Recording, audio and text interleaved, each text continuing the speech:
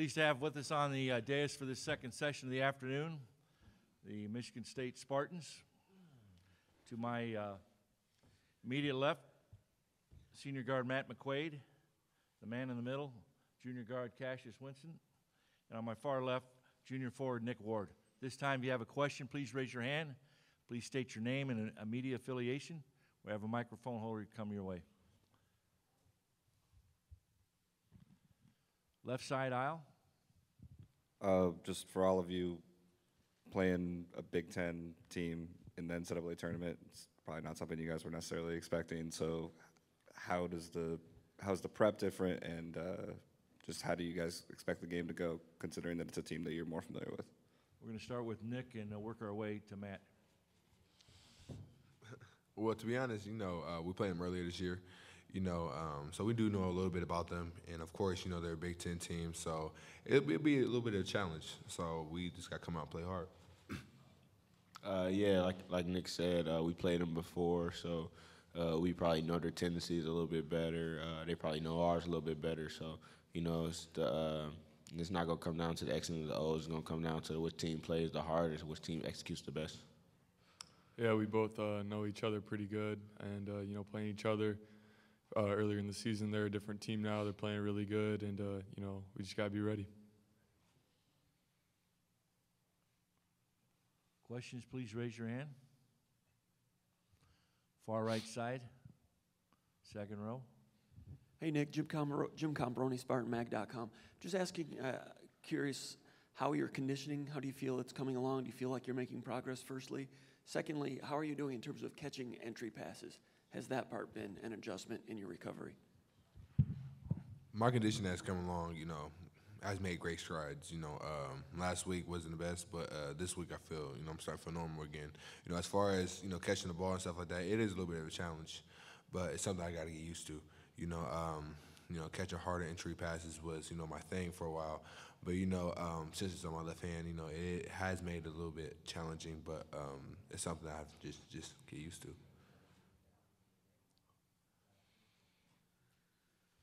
Back to the left side. Nick, for you personally, and also for Kenny and X, going up against Jordan Murphy and Daniel Turu, how do you guys kind of think you match up against their bigs, and what do you kind of expect from that matchup? Well, their bigs are, very talented, and rebound and work hard. That's something that we all do.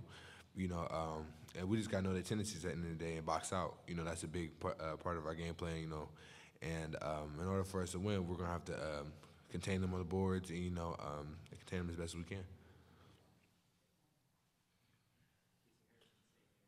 can. Question for Matt and Cassius. Amir Coffey has been playing more of the point over the last few games since you guys have played each other. And he's put together a string of games where he's really sort of put the team on his back and carried Minnesota to the tournament. Just from a defensive standpoint, how do you make adjustments on a guy who has suddenly gotten hot or has become a lot more successful at finding his game? Start with Cassius and Matt. I think this is a better question for Matt and those guys, the stoppers. Like I said, he's been playing really, really well and doing a lot for that team. You just got to watch enough film, watch his tendencies, and just try to make it as uncomfortable as possible for him. He's a good player, so he's going to make things happen. But if you put him in uncomfortable situations the whole game, you got a better chance. Yeah, like you said, he's a big reason why they're playing so good right now. The film and just trusting the coach's game plan and going out there and executing it is probably just the main thing on stopping a really good player like that, and just trusting each other, too, on the court and having each other's back. Jack Ebling, Spotlight Radio Network and Fox 47. Cassius, your coach yesterday was praising your leadership more than your play, saying that it was as well as you've ever led. Can you talk about being able to hold players accountable and yet be a buffer between the player and your coach? I just grown a lot in that area, being more comfortable, being vocal, and like I said, my teammates, they trust me, so I wouldn't steer them the wrong way. You know, it took a while just to gain their trust and things like that. So I wouldn't steer my teammates the wrong way. And also, coach trusts me too, so he trusts me to give him that message and things like that. Left side aisle. You probably at least heard some of the reaction that Coach got nationally for the moment yesterday on the floor with his passion, I guess, coming out. But everybody really who plays for him comes out and just says that he's one of the best leaders that you could possibly have. I guess maybe to whoever wants to just explain to us why Coach Izzo's style just really works for you as a basketball player as you try to lead and grow and yourself. Start off at the far end. Well, Coach wants the best for you. Him yelling at Henny yesterday was just a sign that he just wants the best for you, and he wants to push you to be the best player that you can be on and off the court. That's something that we harp on in this program, and that's something that we build around. Just making players into young men. Coach is just he's filled with passion and emotion and love. Those are the main things that make him as great as he is. So, when he's getting after you or when he's yelling, it's never out of harm. It's never out of hate. It's literally just him wanting the best for you and him challenging you and him pushing you to be the best that you can be. And it's worked for years and years and years. And he's a great coach and even a better person. You know what I'm saying? So him yelling, he's the first one to yell, and he'll be the first one to cry when something bad or good happens. So it's all emotion. It's all him just caring for you. Yeah, like they said, it's just all out of love. And you just feel that when you get here and when you talk to him, he's just got a passion that's crazy for this game. And, we all have the same goal, and that was just to win the game yesterday. And, you could feel that in the huddle. We just wanted to win. Any other questions? Go ahead. Kevin Flanagan, Twitter at What Up, Kev. Hey, guys. Question for all three of you guys. Cassius, you spoke yesterday about needing to settle into the tournament, the confidence and the nerves and everything that comes along with this tournament. Maybe all you guys talk about where are you now compared to where you were 26 hours ago? Nerves-wise, what's the vibe with the team? Start with Nick, work our way to Matt. I feel like, this isn't our first rodeo. We know what to expect, and we're experienced guys. We got 2 juniors and a senior up here. So I feel like our mindset was just to win the game yesterday. And, that's the whole, mindset of the tournament is to survive in advance. Like I said, the first game's always going to be difficult. Just the rhythm of it, the pace of it, the referees, all type of stuff you got to adjust to. I feel like now we got that out the way. We could just focus on basketball, just focus on winning the game, focus on our opponent at hand. Yeah, we just had to take it one game at a time. And, of course, the first one, just getting to feel like Cash just said, for everything is important. And now we just got to get ready for a good Minnesota team. Any other questions for our student athletes before we dismiss them? Okay, thanks, gentlemen. Best of luck tomorrow. Michigan State locker room is still open for another 20 minutes.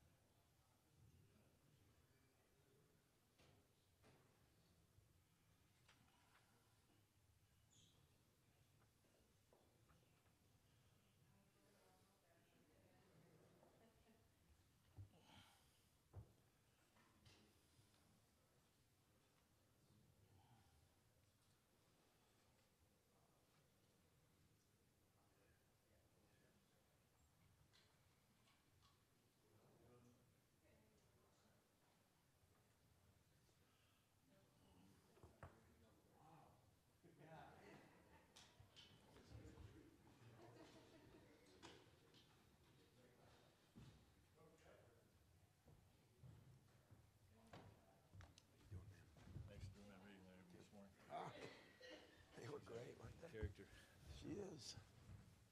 She is. I'd like to welcome to the dais head coach of the Michigan State Spartans, Tom Izzo. This is the 7th trip in the last 8 years for Michigan State in the second round. This time we're taking an opening statement from Coach Izzo. Thank you. Well, we are excited to be here. You know, I don't know if I'm as excited to play another Big Ten team. We just done that for 20 games, and then we just did it for 3 in the Big Ten tournament. But it's the way the schedule is, and I think everybody asked me, is it easier to prepare for a team? We are 2 completely different teams than we were a month and a half ago, you know. We didn't have Kenny Goins in that game. We did have Kyle Arns. We had Nick Ward full go, and he played very well. On the other side of the coin, Coffey wasn't even a shadow of the player he is right now. And Kelsher is playing much, much better. And Murphy, I think, and Atulu are playing better. So we're different teams. We've only played once. It was a long time ago. And the prep feels brand new. But I'm proud of where we are. I'm excited for Richard because he went through hell there in the early part of the Big Ten season with some injuries of his own, and he got that team back playing, and they're playing as good as anybody in the league, and that was proven in the Big Ten tournament. First question on the left side, second aisle. Hondo Carpenter with Spartan Nation. Tom, you have long said since you started you wanted to build the program and earn respect. Richard Pitino just said that every time he's coached against you, he's learned something, and there's no coach in America he has more respect for. Your program has it, but so do you. As an elder statesman in the game, are you able to appreciate that appreciation and that respect? What a kind way of saying, you old man, elder statesman. That's pretty good. I got to remember that. But, you know, Richard, I mean, I'm the same boat. You know, I remember going against his dad and learning things from him. But I have watched his career because it's not easy to do what he did at his age and kind of go through the tough times of the job, but he survived them. And I think that's the greatest part. You know, he's not only survived them, but he's got his team playing the best it's playing. I mean, who doesn't love a kid like Murphy? If you're me, you definitely love him because he can rebound with anybody in the world. He set some records. He's a tough kid and yet a humble kid. I recruited Coffey. I know how good he is. Unfortunately for us, he might be playing at the best level, but it's great to go against people that you know, players that you admire, and a young coach who's coming into it and setting the standards as he's set, coming off the canvas like they did early on when they struggled a little bit and playing their best basketball. So hats off to him too. Questions for the coach? Left side aisle in the red. Given the makeup of Minnesota's roster, why has Gabe Kalsher, even as a freshman, developed into such a matchup problem for a lot of teams? Well, because, you know, it's hard. Who do you guard him with? I mean, you got to guard. Coffey's become a point forward, you know, and Coffey and McBride are, I think if there's one thing that's changed on this team, they're getting into that paint a lot. And they're so big they can see over people. You know, it's 6'7", 6'5". They're athletic, they're long. They shoot it good enough, but they can get into that paint and look over people. And then if you get into the paint, you got to help it all. You know, they've got 2 true Big Ten big men that are rebounding the ball, are physical down there. So I just think in general, Kalsher, he's a recipient of, if you double down on him, the kickouts, he's a spot-up shooter. If you penetrate and somebody helps, those big guards are big enough to find him. He moves pretty well without the ball. And, you know, I watched him in AAU tournaments, and the kid can flat out shoot it. And, you know, he had 17 against us the first time. But, you know, you can just see, I mean, everybody's becoming better because those freshmen become sophomores at this time.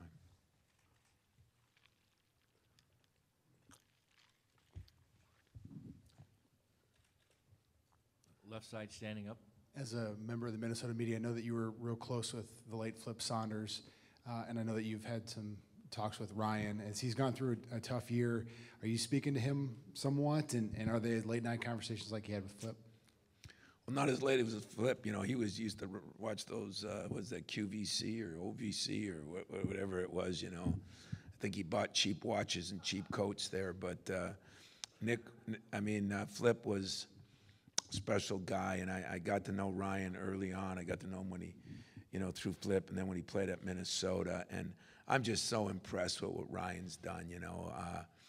I talked to him the day that he was being offered the job. I was up in Minnesota, you know, earlier in the year. We scrimmaged Gonzaga and spent some time with him over at the hotel. And, you know, it's a sad deal, a really sad deal, because not only one of the great coaches in the profession, but one of the great guys. And I remember going up there for the funeral, and the coaches that flew in, you know, Popovich, Doc Rivers, you know, they had games that night, and they flew up, and it was, God, that's respect beyond respect. And with Ryan, you know, I watched the first night when he won that game and got his little shower and everything. And I told him, I said, you know, how was that? He said, well, God, you know, he goes, I had my suit on. I said, trust me, enjoy it. Hope it happens a lot, because it never happens enough. But he's doing a great job. It's not easy to do what he did. And yet I see that team. I read some of the comments of some of those players. And, you know, if he can hang on, I think he's going to be a star in that league before he's done. Really do.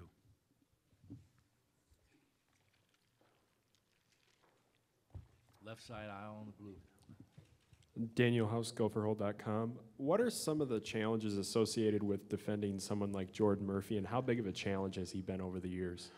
Oh, God, he's a rebounding machine, you know, and I love rebounders. I mean, every time we play him, at the end of the game, you know, I guess I secretively would be trying to get him to transfer immediately, you know, because I love the kid. He's humble. He's got no ego. He doesn't talk it. He just does it.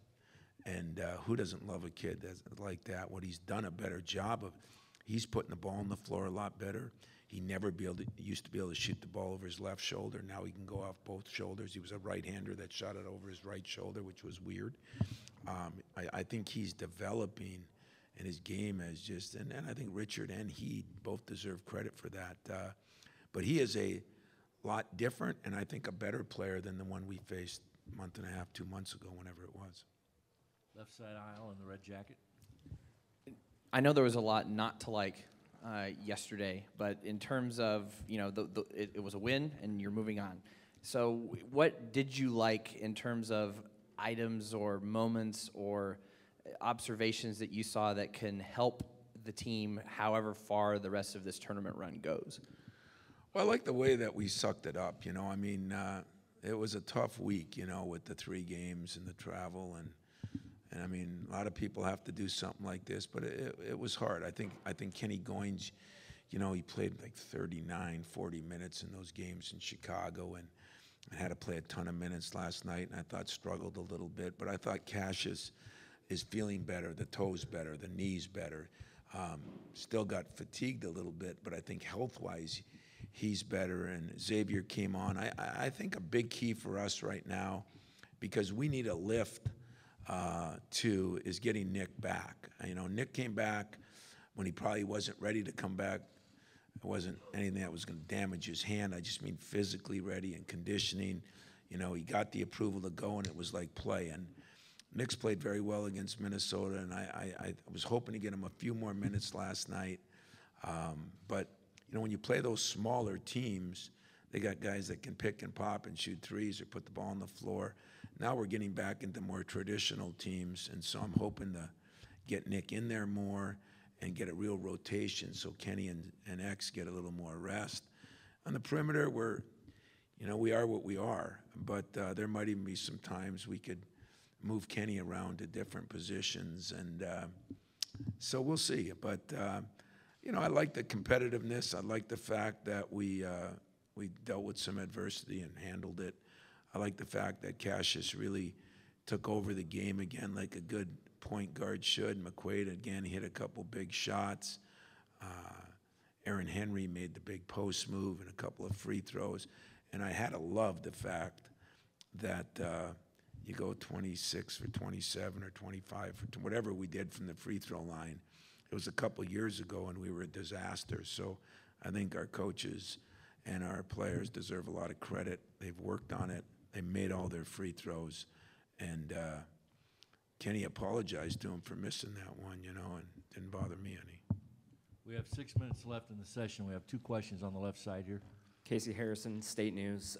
Tom, you talked about Kenny playing a lot of minutes. I believe he's 4 for the last 18 from 3 over his last 3 games. He said yesterday that his shot felt flat. What are you seeing from maybe a fatigue standpoint or mechanically about his shot? You know, I think there's 2 things a little bit. When your shot is a little flat, means you're not getting enough lift with your legs. But I also think people are playing them different. And without Nick in there, you know, you can afford to press up a little bit more in the perimeter because you don't have to worry as much down low. So, you know, a combination of things. But, you know, Kenny still found a way to get 9 rebounds and do some things. But, you know, that stretch 4 and what he did was one of the reasons we won the Big Ten and the Big Ten tournament.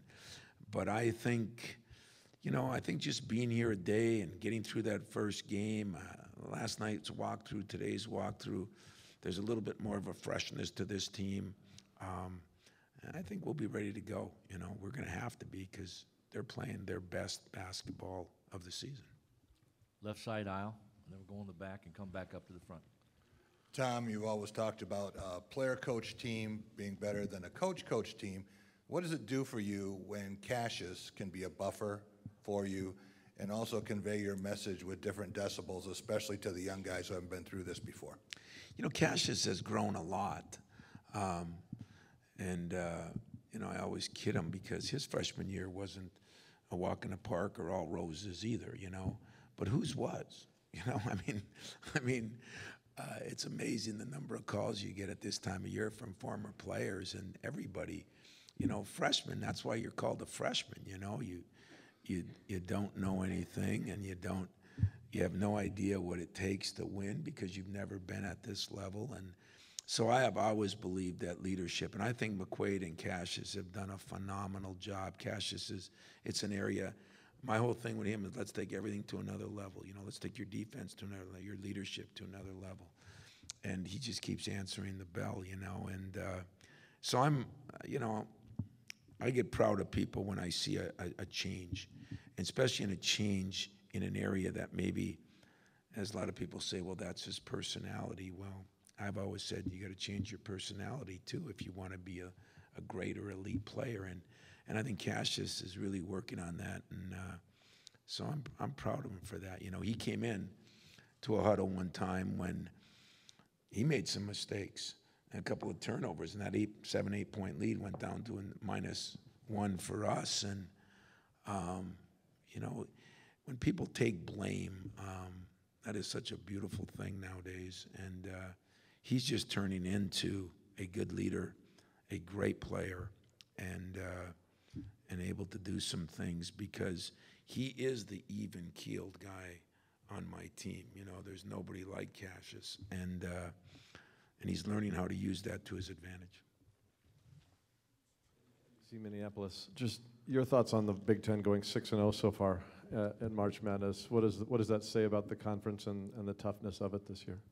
It's one of the rare times in my whole life that I ever pull for my in-state rival a little bit. You know, I mean, I have to do it because I don't think the Big Ten sometimes gets the respect it deserves. You know, I said all year that I thought ours was the best conference top to bottom. And you can argue that a million different ways, and there's no way to prove it. But one way to prove it is to just keep winning. And when I see all those Big Ten teams winning, I just watched Iowa a little bit before I came here. And, you know, I had my Hawkeye jersey on. You know, I was, especially when you've been in the league as long as I have. And I guess I'm the guy that's been here the most years. So it's not only part of my job, part of my obligation, but I do feel my school is Michigan State, but I have a sense of ownership for the Big Ten too, and I think it's been great. That's the only part that's disappointing, that we got to face each other in the second weekend, at least us in Minnesota do. But just hope the league keeps winning. Question on the left, standing up. There you go. Tom, I know you've talked about how Minnesota is different than the first time you played them. What about you guys? You were coming off a losing streak and busted out against them a little bit. How different is your team now since then? Well, it is different. You know, Kenny's back, and he wasn't there but for a couple minutes of that game. But Kyle's not there, and he played in that game. And maybe the biggest difference was I think Nick had 22 or 20 points, and Nick is pretty good defensively, especially on a good post player. Now, I think like a guy like Murphy or Turu are both better at putting the ball on the floor than they were early. So we're both different.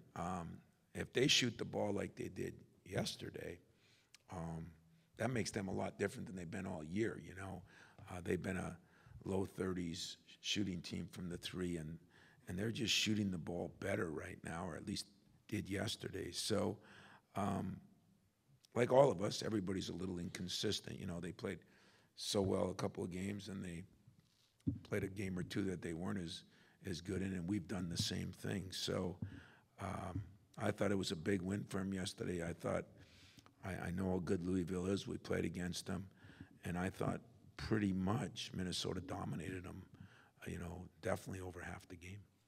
Our final question right here on the left aisle. I was in between you and Bob yesterday when you guys were talking about the exchange with Henry. Were you surprised at all by the national reaction? I guess those of us who are around the program more often were, I guess, a little less surprised by what happened. You know, it's funny.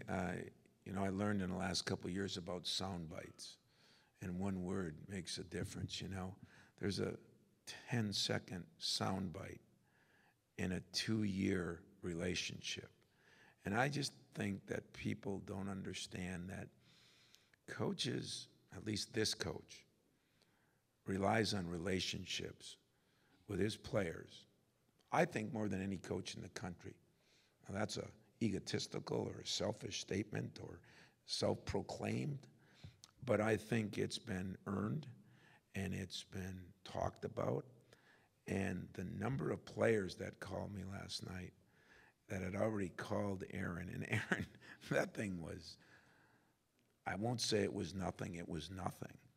But the 10 seconds, you know, you got to appreciate that there's a year and a half of recruiting. There's a year that he's been there now. There's hours and hours and hours are spent on what do you want to accomplish? What do you need to do to accomplish that? What do you need to do to help our team win? And if you don't do those things, what do you think my job is? So a little bit surprised. This day and age doesn't, to me it was ridiculous, the way it blew up. I just would publicly thank the many, many people that just saw it as ridiculous, how people reacted. But it's not have nothing to do with anything with me, with Aaron. I was thinking of benching him, but I decided I'm going to start him anyway, and we're going to move on. And he's a great kid that has improved so much.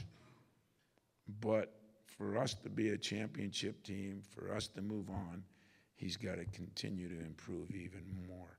He understands that. I understand that. My players understand that. I hate to say it. That's all that really matters to me. Thank you very much, Thanks. Coach. Best of luck tomorrow.